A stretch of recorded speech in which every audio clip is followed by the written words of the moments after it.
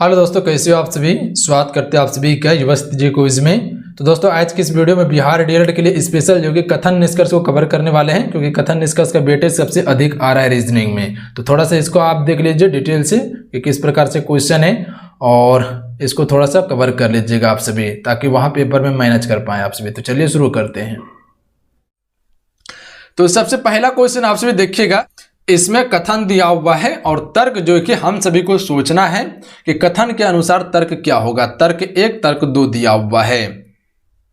इसमें अगर एक तर्क सही होता है तो ऑप्शन नंबर ए सही होगा, अगर 2 तर्क सही होता है तो इसमें ऑप्शन नंबर बी सही होगा। ध्यान रखिएगा आप सभी, अगर 2 तर्क सही होता है, अगर फर्स्ट और सेकेंड दोनों तर्क सही होता है तो इसमें ऑप्शन नंबर डी को टिक करेंगे। अगर फर्स्ट और सेकेंड तर्क दोनों गलत हो जाता है तो ऑप्शन नंबर सी को टिक करेंगे। तो इस तरह से ऑप्शन दिया हुआ रहता है, वो ऑप्शन के हिसाब से आप देख लीजिएगा, वो लिखा हुआ रहता है उसमें। हालांकि कथन और निष्कर्ष वाला मैं आपको बताए थे, उसे ही प्रॉपर आपको फॉलो करना है। क्लियर है। उसके बाद देख लीजिए पहला कथन क्या कहना चाह रहा है हम सभी से। पहला कथन ये कहना चाह रहा है कि क्या आपको तब तक कड़ी मेहनत करनी चाहिए जब तक आप अपने हस्ताक्षर को ऑटोग्राफ में नहीं बदल देते हैं। ठीक है, ये किसका कहना था? कथन का कहना था। अब हम देख लेते हैं आखिर तर्क क्या कहना चाहता है। तो फर्स्ट तर्क देखिएगा, तब तक मेहनत करें जब तक आप उस स्थिति पर नहीं पहुंच जाते जिससे कि आपको किसी को अपना परिचय देने की आवश्यकता नहीं हो। यानी कि आप इतना प्रसिद्ध हो जाएं कि आपको परिचय देने की आवश्यकता ना पड़े। लोग आपसे ऑटोग्राफ लेने के लिए आए, लोग आपको जाने, यानी कि देश के आदमी आपको जाने, ना कि आप देश के आदमी को जाने, इतना आप फेमस हो जाइए। सिंपल सा कहना है, जैसे कि मान लीजिए अमिताभ बच्चन है, अमिताभ बच्चन को पूरा देश जानता है। अगर देश का प्रधानमंत्री, तो देश का प्रधानमंत्री को पूरा देश जानता है। ध्यान रखिएगा आप सभी, क्योंकि इतना वो पॉपुलर है, इतना वो फेमस है, क्योंकि पूरा देश का वो प्रधानमंत्री है, तो उसे सब जानेगा, बच्चा से लेके बूढ़ा तक जानेगा। तो यही तर्क का कहना था कि तब तक मेहनत करें जब तक आप उस स्थिति पर नहीं पहुंच जाते जिससे कि आपको किसी को अपना परिचय देने की आवश्यकता नहीं पड़े। क्या प्रधानमंत्री आपको परिचय देने के लिए आएगा, या मान लीजिए अमिताभ बच्चन जो है वो आपको परिचय देने के लिए आएगा? नहीं आएगा, क्योंकि आप उसे जानते हैं। परिचय देने की कोई आवश्यकता नहीं है, क्योंकि वो उतना फेमस है। तो कथन के अनुसार जो कि फ्रेंड पहला नंबर तर्क बिल्कुल सही है। ध्यान रखिएगा आप सभी। अब तर्क नंबर 2 को देख लेते हैं, क्या कहना चाह रहे हैं। आर्थिक रूप से सुरक्षित बनने के लिए कड़ी मेहनत करें। यह तर्क क्या है? बिल्कुल गलत है। क्यों है गलत? आर्थिक रूप से सुरक्षित बनने के लिए कड़ी मेहनत करना चाहिए, यह बिल्कुल गलत होने वाला है। ध्यान रखिएगा आप सभी, क्योंकि आर्थिक रूप से सुरक्षित बनने के लिए कोई कम भी मेहनत करके आर्थिक रूप से सुरक्षित बन सकता है। यह चीज पे गौर कीजिएगा। और तर्क नंबर 2 के बारे में कथन में कहीं चर्चा नहीं किया गया है कि आर्थिक रूप से सुरक्षित होने के लिए कड़ी मेहनत करना चाहिए, पर कथन में यह बिल्कुल कहा गया है कि तब तक आपको कड़ी मेहनत करना चाहिए जब तक अपने हस्ताक्षर को ऑटोग्राफ में नहीं बदल देते हैं। वही तर्क 1 में कहा गया था कि तब तक मेहनत करें जब तक आप उस स्थिति पर नहीं पहुंच जाते जिससे कि आपको किसी को अपना परिचय देने की आवश्यकता नहीं हो, लोग आपका खुद ऑटोग्राफ लेने के लिए आए। ध्यान रखिएगा आप सभी, इतना प्रसिद्ध हो जाइए। तो यह तर्क बिल्कुल सही होने वाला है। तो यह चीज क्लियर होगी आपका। अगला क्वेश्चन देखिए, थोड़ा सा इसमें दिमाग लगाइएगा तो आंसर को सही कर लीजिएगा। थोड़ा सा सोचने का काम है इसमें। 2 नंबर दिया हुआ है कथन कि मच्छरों के उत्पन्न होने से बचने का उपाय क्या है। सिर्फ उपाय इसमें बताना है हमको। तो पहला तर्क देखिए क्या दिया हुआ है, हमें मच्छर प्रतिरोध तथा अन्य गैजेट्स का उपयोग मच्छर के काटने से बचाने के लिए करना चाहिए। हालांकि मच्छर के काटने से बचने के लिए अन्य गैजेट्स का जरूर उपयोग करते हैं, जैसे कि मोर्टिन हो गया, फास्ट कार्ड हो गया, या मच्छरदानी का जरूर उपयोग करते हैं। तो ये क्या हो जाएगा? बिल्कुल तर्क सही होने वाला है कथन के अनुसार में, क्योंकि साफ सुथरा कहा गया है कि मच्छरों के उत्पन्न होने से बचने का उपाय क्या है। तो आपको उपाय क्या लगाना है? जहां आपके आसपास में गंदा पानी जमा हो रहा है, पानी इकट्ठा हो रहा है, उसे सबसे पहले हटा दीजिए वहां से। तो ये क्या हो जाएगा? वहां से मच्छर उत्पन्न होने की संभावना कम हो जाएगी। और अगर मच्छर रहता भी है, अगर मच्छर आता भी है, तो उससे बचने के लिए आपको अन्य गैजेट्स का उपयोग करना चाहिए। ये बिल्कुल तर्क सही है कथन के अनुसार में। तर्क 2 देखिए क्या कहना चाह रहे हैं कि मच्छरों को खत्म करने का कोई उपाय नहीं है। ऐसा बिल्कुल नहीं है कि मच्छर को खत्म करने के लिए कोई उपाय नहीं है, बहुत सारा उपाय है। अभी फर्स्ट में ही उपाय आपको बताएं कि गंदे और रुके पानी को हटा देना चाहिए, ये बिल्कुल उपाय है मच्छर को खत्म करने के लिए। वे एक खास मौसम में उत्पन्न होते हैं, हमें केवल रोकथाम की व्यवस्था करनी चाहिए, ये बिल्कुल गलत है। क्यों साफ साफ यहां कह दिया गया है कि मच्छर को खत्म करने का कोई उपाय नहीं है, और जो कि पहला ही तर्क में आपको बताएं कि मच्छर को खत्म करने का उपाय क्या है, गंदे और रुके पानी को हटा देना चाहिए। ध्यान रखिएगा आप सभी, इससे ज्यादातर संभावना होता है कि मच्छर उत्पन्न होगा। और कथन भी हमसे यही कहा था कि मच्छर के उत्पन्न होने से बचने का उपाय क्या है, तो इसमें तर्क नंबर 1 सही होने वाला है। ध्यान रखिएगा, ऑप्शन नंबर ए सही हो जाएगा इसमें, जबकि तर्क नंबर 2 क्या हो जाएगा, बिल्कुल गलत हो जाएगा। ध्यान रखिएगा आप सभी, क्योंकि इसके बारे में कोई चर्चा नहीं किया गया है। कथन में हमसे पूछा था कि मच्छर के उत्पन्न होने से बचने का उपाय क्या है, ना कि इसे खत्म नहीं किया जा सकता है। तो ध्यान रखिएगा आप सभी, ये चीज क्लियर है। अगला क्वेश्चन देखिए, अगला क्वेश्चन है क्वेश्चन नंबर 3। कथन देखिए क्या कहना चाह रहा है, क्या भारत में 7 सितारा होटल पर प्रतिबंध लगा देना चाहिए? भारत में 7 सितारा होटलों पर प्रतिबंध लगा देना चाहिए, यह कथन का कहना है। हम तर्क को देख लेते, तर्क क्या कहना चाहता है। तर्क कहना चाह रहा है कि हाँ, अंतर्राष्ट्रीय अपराधी 7 सितारे होटलों से काम संचालित करते हैं। ठीक है, इसका कहना मान लिए। अब दूसरा तर्क देखिए क्या कहना चाह रहे हैं, नहीं, धनी पर्यटकों के ना आने से पर्यटन राजस्व में हानि होगा। ध्यान रखिएगा आप सभी, इसमें तर्क नंबर 2 बिल्कुल सत्य होने वाला है। अगर भारत में 7 सितारे होटल पर प्रतिबंध लगा दिया जाएगा तो जो धनी पर्यटक है, जो धनी देश है, वहां से जो लोग आते हैं उससे क्या होगा, वो लोग नहीं आएगा। अगर 7 सितारे होटल पर प्रतिबंध लगा दिया जाएगा, जो धनी देश का पर्यटक है वो भारत नहीं आएगा, और इससे क्या होगा, राजस्व में हानि होगा, पर्यटक राजस्व में क्या हो जाएगा, हानि हो जाएगा। तो ये कथन के अनुसार तर्क बिल्कुल सही होगा। ध्यान रखिएगा आप सभी, क्योंकि भारत में अगर 7 सितारा होटल पर प्रतिबंध लगा दिया जाता है तो धनी पर्यटक ना आने से पर्यटन में राजस्व की हानि होगी। ये चीज क्लियर हो गया। अब तर्क 1 देखिए क्या है, गलत है। गलत क्यों है, ये चीज पे चर्चा करते हैं। हाँ, अंतर्राष्ट्रीय अपराधी 7 सितारे होटल से काम संचालित करते हैं, इसके बारे में कथन में कहीं चर्चा नहीं किया गया है। हो सकता है ऐसा कुछ अपराधी होगा जो कि 7 सितारा होटल से काम संचालित करता है, ऐसा नहीं कि पूरा अपराधी ही है और काम संचालित 7 सितारे होटल से करते हैं। तो ये कथन क्या हो जाएगा, बिल्कुल गलत हो जाएगा। ध्यान रखिएगा, क्योंकि इसका कथन के साथ कोई संबंध नहीं है, जबकि कथन के साथ में दूसरे तर्क का क्या है, बिल्कुल संबंध है कि भारत में अगर 7 सितारा होटल पर प्रतिबंध लगा दिया जाए, धनी पर्यटक भारत नहीं आएगा और इससे पर्यटन राजस्व पर हानि होगी। ध्यान रखिएगा, तो ये चीज क्लियर है। अगला क्वेश्चन देखिए, क्वेश्चन नंबर 4। क्वेश्चन नंबर 4 का कथन देखिए क्या कहना चाह रहा है, क्या सरकार को विद्युत चालित वाहनों से प्रचलन को बढ़ाने के लिए सब्सिडी देनी चाहिए? ठीक है, मान लेते हैं कि सरकार को विद्युत चालित वाहनों से प्रचलन को बढ़ावा देने के लिए सब्सिडी देनी चाहिए। इसमें आपको तर्क देना है। सरकार एक स्कीम निकाल के आपके पास लेके गया प्रस्ताव को, सिर्फ इस पे आपको तर्क लगाना है कि ये अनुसरण सही है या नहीं, बस यही चीज पे आपको चर्चा करना है। तो तर्क देखिए क्या दिया हुआ था, हाँ, इससे विद्युत चालित वाहनों की बिक्री बढ़ेगी। ठीक है, तर्क 2 क्या दिया हुआ है, नहीं, लोगों को ऐसी किसी सब्सिडी का इंतजार ना करके उन्हें की सुरक्षा करने के लिए आगे आना चाहिए। तो अब इसमें कौन सा तर्क सही होगा, ध्यान रखिएगा आप सभी। तो याद रखिएगा, तर्क नंबर 1 सही होगा और जबकि तर्क नंबर 2 गलत होगा। क्यों गलत होगा, ये चीज पे चर्चा करते हैं हम सभी। तो देखिए यहां क्या कहा गया था कथन में कि क्या सरकार को विद्युत चालित वाहनों के प्रचलन को बढ़ाने के लिए सब्सिडी देनी चाहिए। बिल्कुल हाँ, इससे विद्युत चालित वाहनों की बिक्री बढ़ेगी, और बिक्री बढ़ेगी तो क्या हो जाएगा, जो पुराने वाला प्रचलित वाहन है, जैसे कि पेट्रोल का वाहन हो गया, डीजल का वाहन हो गया, इससे क्या होता है, पर्यटन यानी कि पर्यावरण में क्या होता है, हानि होता है, प्रदूषण फैलता है। जबकि अगर विद्युत चालित वाहन अगर रोड पे चलता है तो उससे पोल्यूशन नहीं होगा, धुआं नहीं निकलेगा, तो प्रदूषण बिल्कुल होने की संभावना नहीं है। ध्वनि प्रदूषण भी नहीं होगा, क्योंकि इसमें साउंड भी रहता है, वो मिनिमम साउंड रहता है, पता ही नहीं चलता इसमें। तो कथन के अनुसार जो है फ्रेंड, वो तर्क नंबर 1 बिल्कुल सही है कि इससे क्या होगा, विद्युत चालित वाहनों की बिक्री बढ़ेगी अगर सब्सिडी दिया जाता है। वाजिब है, ध्यान रखिएगा आप सभी, क्योंकि हालांकि अभी भी सब्सिडी दिया जा रहा है, ये चीज पे गौर कीजिएगा।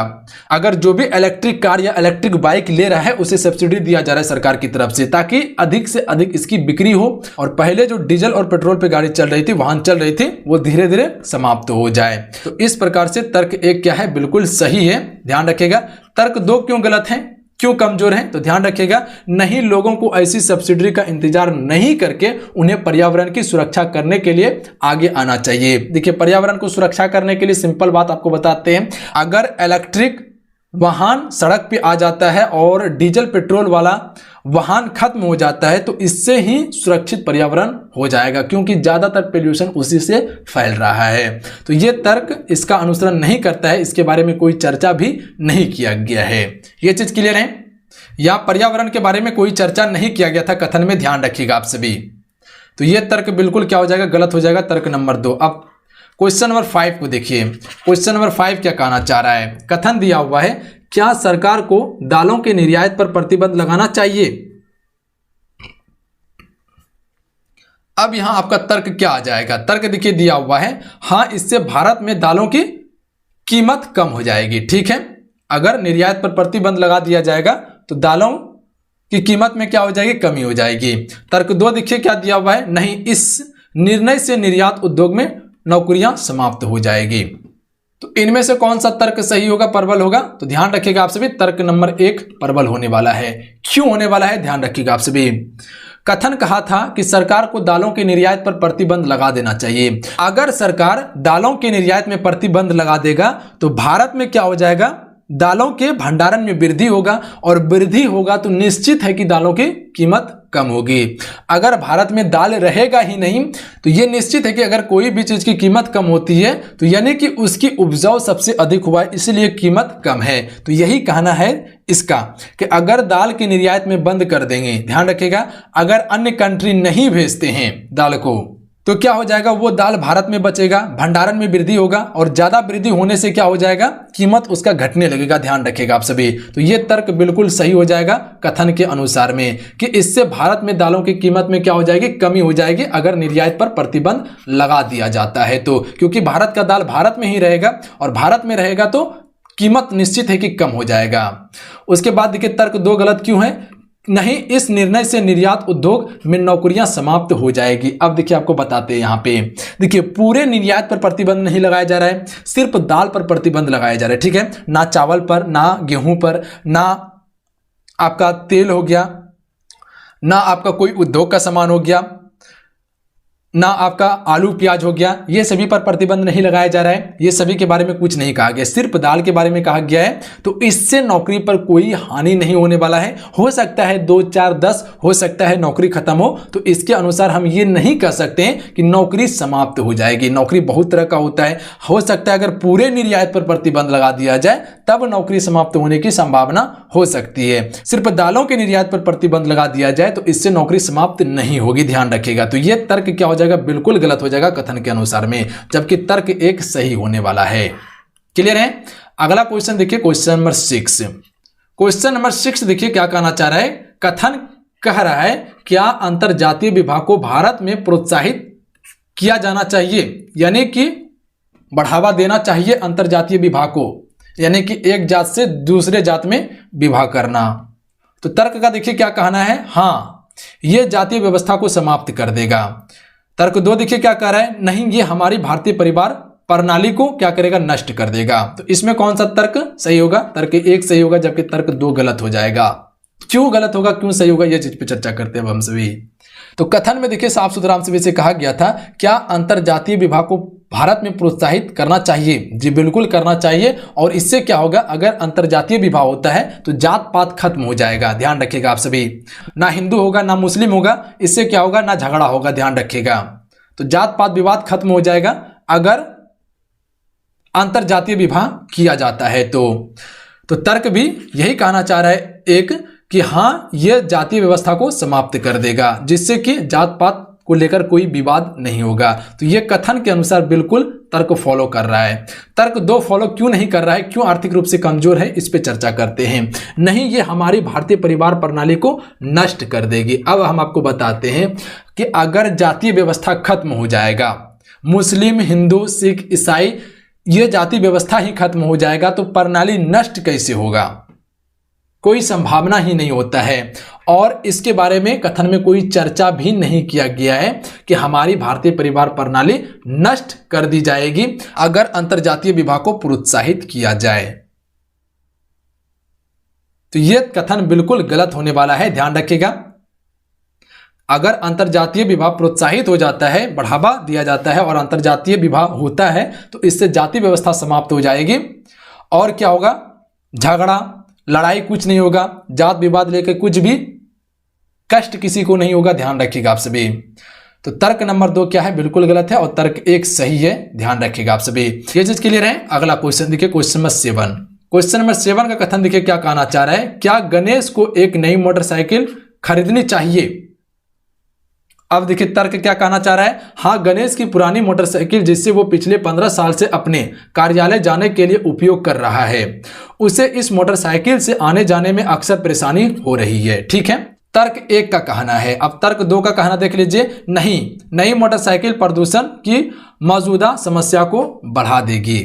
अब हमको आप ये बताइए कि नई मोटरसाइकिल प्रदूषण की समस्या को बढ़ाएगा या जो पिछले 15 साल से मोटरसाइकिल चलाई जा रही है वो प्रदूषण की समस्या को बढ़ाएगा? तो वाजिब है जो पिछले 15 साल से मोटरसाइकिल चल रही है वो सबसे अधिक प्रदूषण फैलाएगा, ध्यान रखिएगा, ना कि न्यू मोटरसाइकिल। तो तर्क 1 क्या हो जाएगा? बिल्कुल सत्य हो जाएगा, जबकि तर्क 2 क्या हो जाएगा? गलत हो जाएगा, ध्यान रखिएगा। क्यों सही होगा तर्क 1? ये चीज पे चर्चा करते हैं। क्या कहा गया था कथन में? क्या गणेश को एक नई मोटरसाइकिल खरीदनी चाहिए? बिल्कुल खरीदनी चाहिए, क्योंकि वो जो कार्यालय जा रहा है पिछले 15 साल वाले मोटरसाइकिल लेके, पुराने मोटरसाइकिल लेके, इससे क्या हो रहा है? पोल्यूशन फैल रहा है, यानी कि पर्यावरण को हानि पहुंच रही है, ध्यान रखिएगा। क्योंकि सरकार का भी ये कानून है कि अगर 10 से 15 साल आप मोटरसाइकिल को चला लिए हैं तो मोटरसाइकिल को आप रिटायर कर दीजिए, इससे पर्यावरण को हानि होता है और आपको न्यू मोटरसाइकिल लेनी चाहिए। तो ये तर्क बिल्कुल सत्य हो जाएगा।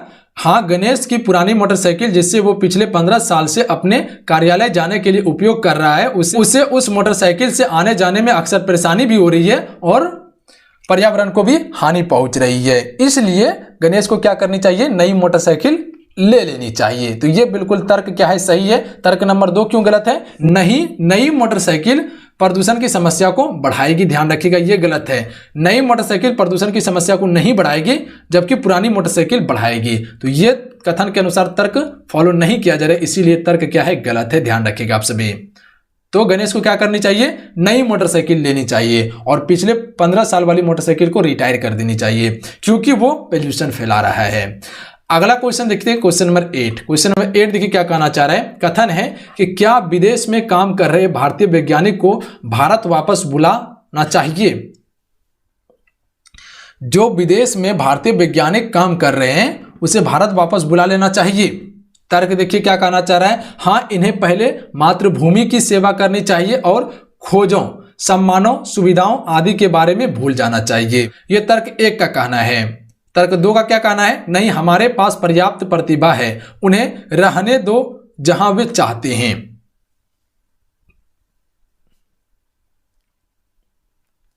अब देखिए इसमें जो है कि फ्रेंड दोनों तर्क बिल्कुल गलत है।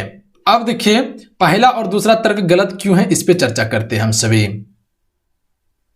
तो सबसे पहले कथन क्या कहा था? क्या विदेश में काम कर रहे भारतीय वैज्ञानिक को भारत वापस बुला लेना चाहिए? तो सबसे पहले हमें यह बताइए कि जो विदेश में काम कर रहे भारतीय वैज्ञानिक हैं उसे वापस बुला लेना चाहिए, इसका क्या वैध कारण है? कोई कारण है जो आप उसे भारत बुलाएंगे? कोई कारण नहीं है। क्यों बुलाएंगे हम उसे भारत? उसका जहां मर्जी वहां वो रहे। तो इसलिए जो है कि फ्रेंड वो दोनों कथन क्या हो जाएगा? ना तो एक ना दोनों अनुसरण करेगा, ध्यान रखिएगा। इसका कोई वैध कारण नहीं है कि भारतीय वैज्ञानिक भारत में ही आके कार्य करें और मातृभूमि की सेवा करें। ऐसा बहुत सारा वैज्ञानिक है जो कि भारत का है और विदेश में जाके काम कर रहा है, वो हो सकता है वहां की नागरिकता प्राप्त कर ले, भारत ना आए वापस। तो ये कोई वैध कारण नहीं है, इसका ध्यान रखिएगा। तर्क 2 में क्या दिया हुआ था? नहीं, हमारे पास पर्याप्त प्रतिभा है, उन्हें रहने दो जहां वे चाहे। ये भी गलत है, क्यों गलत है? क्योंकि इसके बारे में कहीं चर्चा नहीं किया गया है कथन में कि हमारे पास पर्याप्त प्रतिभा है और जहां रहता है उन्हें रहने दो। सिर्फ कथन में यह कहा गया था हमसे कि क्या विदेश में काम कर रहे हैं भारतीय वैज्ञानिक को भारत वापस बुला लेना चाहिए। तो इसका कोई वैध कारण नहीं है, ध्यान रखिएगा आप सभी, हम नहीं बुला सकते हैं,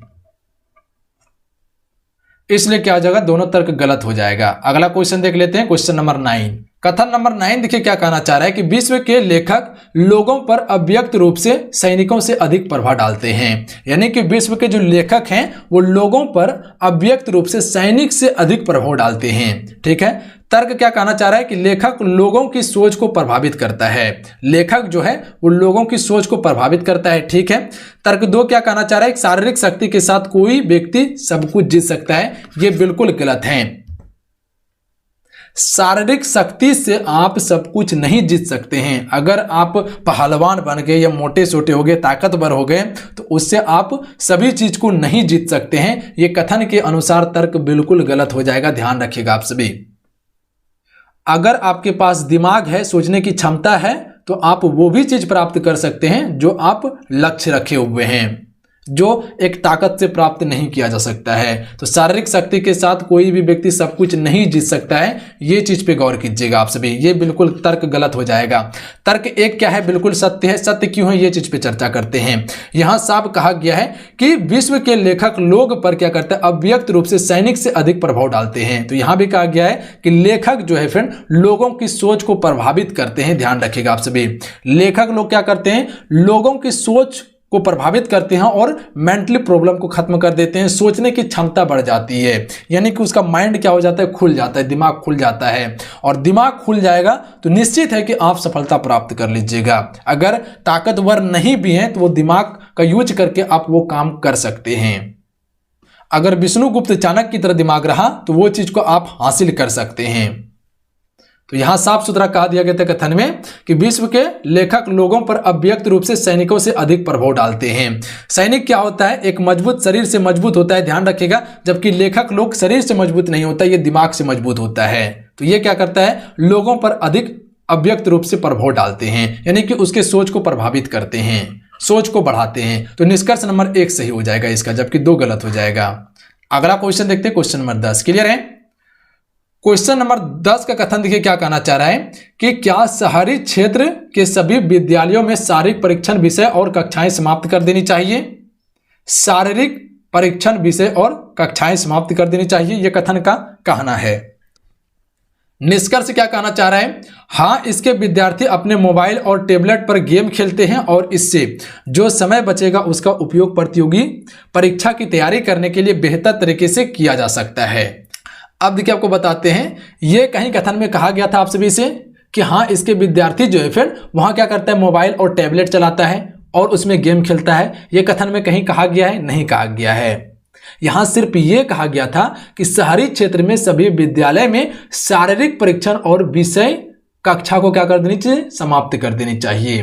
ना कि हमसे ये कहा गया था कि इसके विद्यार्थी अपने मोबाइल टेबलेट पर क्या करता है, गेम खेलता है।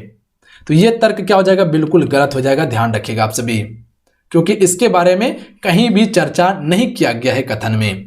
अब देखिए तर्क नंबर 2 क्या है, नहीं, यह विद्यार्थियों की शारीरिक गतिविधियों को उनके नकारात्मक वर्षों में काम करेगा, जिससे भविष्य में स्वास्थ्य समस्या पैदा हो सकती है। साथ ही वे महत्वपूर्ण जीवन कौशल के विकास से भी चूक जाएगा।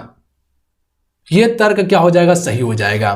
क्यों होगा, यह चीज समझिए आप सभी। क्योंकि अगर शहरी क्षेत्र के सभी विद्यालयों में शारीरिक परीक्षण और विषय वस्तु को समाप्त कर दिया जाएगा तो वो बच्चा का क्या होगा, भविष्य बर्बाद हो जाएगा और क्या हो सकता है, स्वास्थ्य की समस्या बढ़ सकती है, पैदा हो सकती है। क्योंकि शारीरिक परीक्षण नहीं करेगा, नया नया चीज नहीं सीखेगा बच्चे, तो उसके बारे में जानेगा नहीं, और नहीं जानेगा तो उसका समस्या का सॉल्व नहीं हो सकता है, जो कि आगे चल के भविष्य में वो स्वास्थ्य के लिए समस्या पैदा हो सकती है। और साथ में ही क्या हो जाएगा, वो बच्चे का क्या हो जाएगा, लाइफ यानी कि जीवन कौशल क्या हो जाएगा, विकास से चूक जाएगा, जीवन कौशल उसका बर्बाद हो जाएगा, लाइफ बर्बाद हो जाएगा। तो ये निष्कर्ष क्या हो जाएगा, बिल्कुल सत्य हो जाएगा। ये तर्क बिल्कुल सत्य होगा कथन के अनुसार में। अगर सभी विद्यालयों में शारीरिक परीक्षण विषय को समाप्त कर दिया जाए तो निश्चित है कि भविष्य में, आने वाले भविष्य में स्वास्थ्य की समस्या बढ़ जाएगी और जो बच्चे इस विद्यालय में पढ़ रहे थे या आगे चल के पढ़ने वाले हैं उसका जीवन कौशल विकास चूक जाएगा, यानी कि लाइफ बर्बाद हो जाएगा उसका। तो ये चीज क्लियर हो गया आपका। तर्क 1 गलत है, तर्क 2 बिल्कुल सही है। थोड़ा सा दिमाग लगाइएगा तो क्वेश्चन बना लीजिएगा। अब देखिए अगला क्वेश्चन, क्या भारत को वैज्ञानिक अनुसंधान पर ज्यादा खर्च करनी चाहिए? तर्क 1 का कहना है हाँ, वैज्ञानिक अनुसंधान से उन्नत प्रौद्योगिकी में मदद मिलती है। ठीक है। अब देखिए तर्क 2 क्या कहना चाह रहा है कि नहीं, क्योंकि भारत को हाल के बीते समय में कोई भी नोबेल पुरस्कार नहीं मिला है। अब देखिए नोबेल पुरस्कार और भारतीय वैज्ञानिक अनुसंधान पर ज्यादा खर्च करने से क्या संबंध है? कोई संबंध नहीं है, इसलिए क्या हो जाएगा, ये गलत हो जाएगा और 1 सही होगा। क्यों सही होगा ये चीज पे चर्चा कीजिए। क्या कहा गया था कथन में, क्या भारत को वैज्ञानिक अनुसंधान पर ज्यादा खर्च करना चाहिए? जी बिल्कुल करना चाहिए। इससे क्या होता है, उन्नत प्रौद्योगिकी में मदद मिलती है। ध्यान रखिएगा आप सभी, वैज्ञानिक अनुसंधान से उत्पन्न होने वाली उन्नत प्रौद्योगिकी में क्या होती है, मदद मिलती है। और नोबेल पुरस्कार से कोई भी संबंध इसका नहीं है, तो इसलिए क्या हो जाएगा, ये गलत हो जाएगा और ये सही हो जाएगा। नोबेल पुरस्कार के बारे में कहीं चर्चा नहीं किया गया है कि इसे एक भी बार नोबेल पुरस्कार नहीं मिला है। तो खर्च करने से नोबेल पुरस्कार के साथ क्या संबंध है? अगर वैज्ञानिक अनुसंधान पे ज्यादा खर्च करेगा भारत, निश्चित है कि कुछ ना कुछ प्राप्त होगा, उससे उन्नत होगा। हो सकता है कि इस क्षेत्र में बढ़िया से बढ़िया काम क्या हो तब कोई पुरस्कार मिल सकता है। तो कथन के अनुसार तर्क नंबर 2 गलत है, जबकि तर्क 1 सही है। तो क्लियर है, आज के इतना ही। आज के इस क्लास में हम सभी कथन और तर्क से संबंधित कुछ प्रश्न को कवर किए हैं और हमें उम्मीद है कि आप सभी इसे बेहतर तरीके से समझ चुके होंगे। अगर इस टॉपिक से प्रश्न पूछ लिया जाएगा तो आप निश्चित बना लीजिएगा। थोड़ा सा दिमाग लगाइएगा और प्रैक्टिस करते रहिएगा तो बना लीजिएगा सवाल को। सिर्फ अगर कथन दिया रहा है, तर्क आपको देना है तो थोड़ा सा दिमाग सोच के बनाइएगा तो सवाल बन जाएगा। आप सभी से मिलते हैं। जय हिंद, वंदे मातरम। ध्यान रखिएगा, पढ़ाई करते रहिएगा आप सभी। जय हिंद।